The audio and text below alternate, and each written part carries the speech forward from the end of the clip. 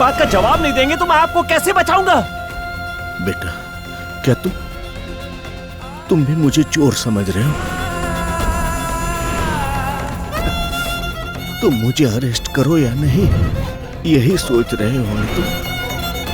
बेटा नहीं, मैं बेगुनाह हूं। सब ठीक हो जाएगा। पैसा आपके पापा ने ही लिया। हमारे पापा के खिलाफ स्ट्रॉन्ग एविडेंस है हमारे पास। मैंने कोई पैसा नहीं लिया बेटा, मैंने कोई गलती नहीं की बेटा, मैं सच बोल रहा हूं। बाहर मीडिया वाले हैं सर, इनका फेस कवर कर दीजिए। विक्रम, वो मैं नहीं हूं बेटा, मेरी बात मानो, वो कोई और है, वो कोई मेरा हमशक्ल है। सर उस दिन मैं जज्बातों में बह गया था, सो आई एम रियली सॉरी। अभी भी मैं यकीन से कह सकता हूँ कि मेरे पापा ऐसा नहीं कर सकते। मेरी आपसे रिक्वेस्ट है, ये केस पूरा होने तक सीसीटीवी फुटेज मीडिया के सामने मत लाइएगा। मुझे थोड़ा सा टाइम चाहिए। 15 दिन दे सकता हूँ मैं।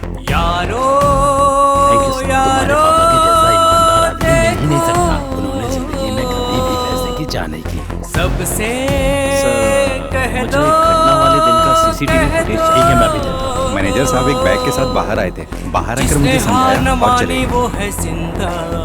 जब आपने पापा को देखा तो उनके हाथ में कोई बैग था? ऐसा कुछ नहीं था सर, वो यहाँ पर बेहोश पड़े थे। हो हौसला कर न हो कुछ भी मुश्किल मिले एक दिन सुनो सर, इसे फॉरेंसिक लैब में टेस्ट के लिए।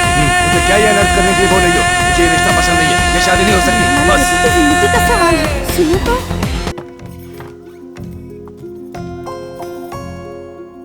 माँ, तुम्हारी माँ कुछ गलत तो नहीं सोचेंगी? तुम घर जाओ। आज से मैं इसी घर में रहूंगी। मैं उन लोगों को बोल के आ चुकी हूँ कि मेरा उनसे अब कोई रिश्ता नहीं।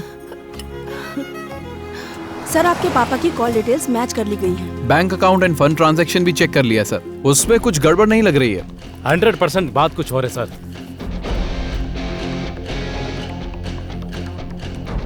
स्टॉप करो, यहाँ थोड़ा रिवर्स करो। प्ले,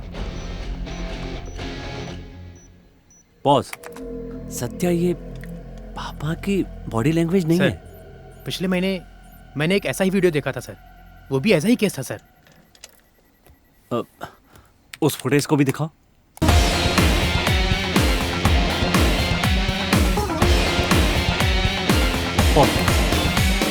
इस केस को कौन डील कर रहा है?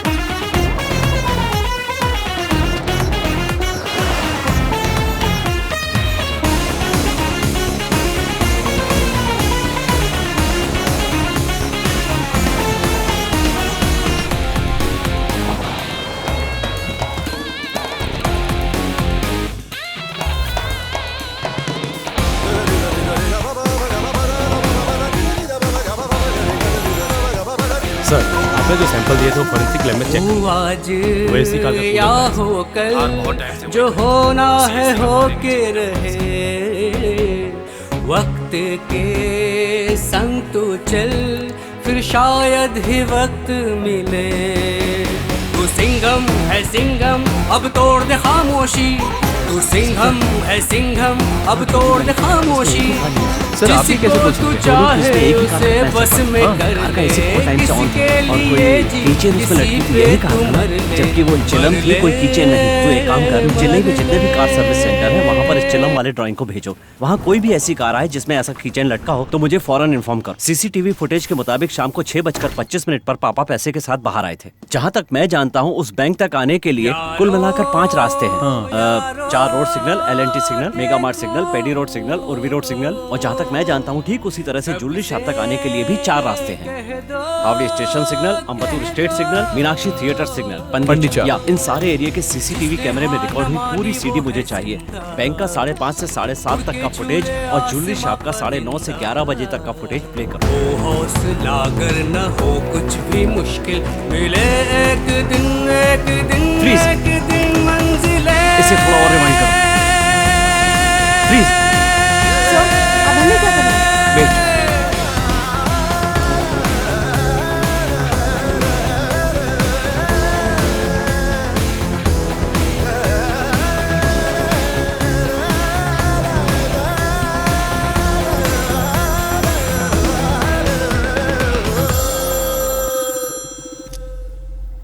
सर आपने जैसा कहा था वैसे चिलम की चेन लटकी हुई है। वो मर्सिडीज कार है। कार का नंबर TN10X8055। ब्लैक कलर की है? हाँ सर। इस कार के ओनर की डिटेल मुझे फौरन चाहिए।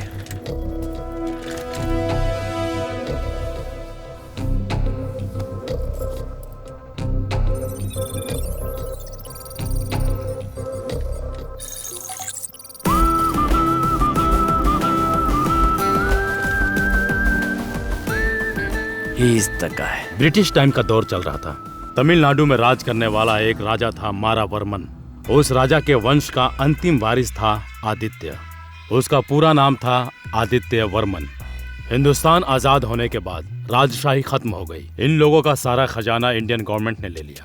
उसमें आदित्य की सारी संपत्ति चली गई। जो बचा था उसमें सिर्फ रहने के लिए घर और थोड़ी सी सरकार की दी हुई प्रॉपर्टी थी।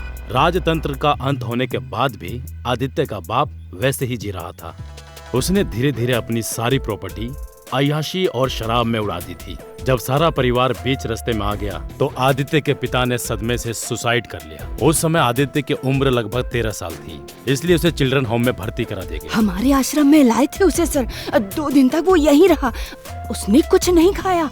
अब मुझे नीचे जाके लाना पड़ेगा, ऐसा रोब जमाता था। थोड़े दिन वो यहाँ रहा, अब फिर यहाँ से भाग गया। वो मेरी ही कंपनी में काम करता था सर। अच्छा दिखता था सर, गोरा चिट्ठा था, बहुत अच्छी इंग्लिश बोलता था sir.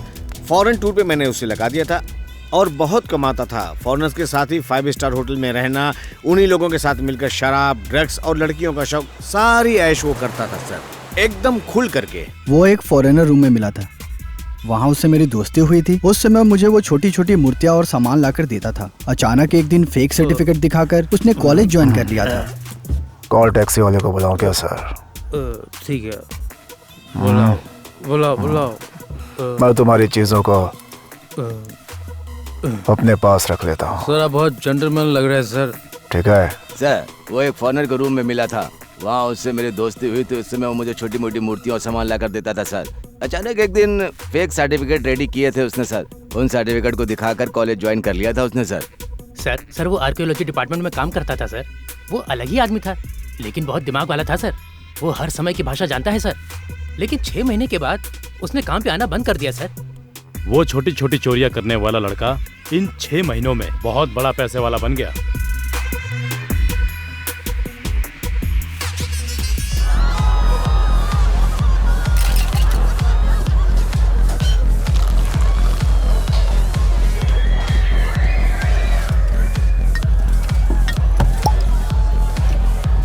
Sir, what you want? 2 shots of lemon and mix both of these with a pinch of salt.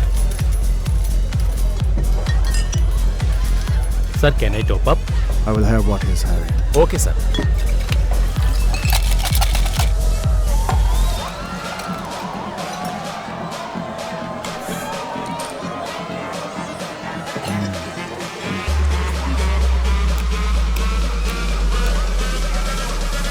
अरे आना।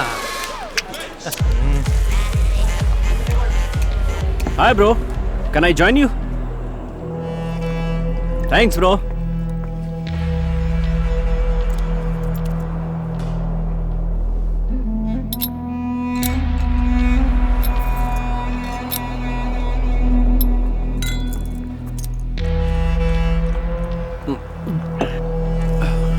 ब्रो तुम तो टाइट हो गए यार। बोलो तुम्हारे लिए टैक्सी बुलवा दूं क्या? Come on come.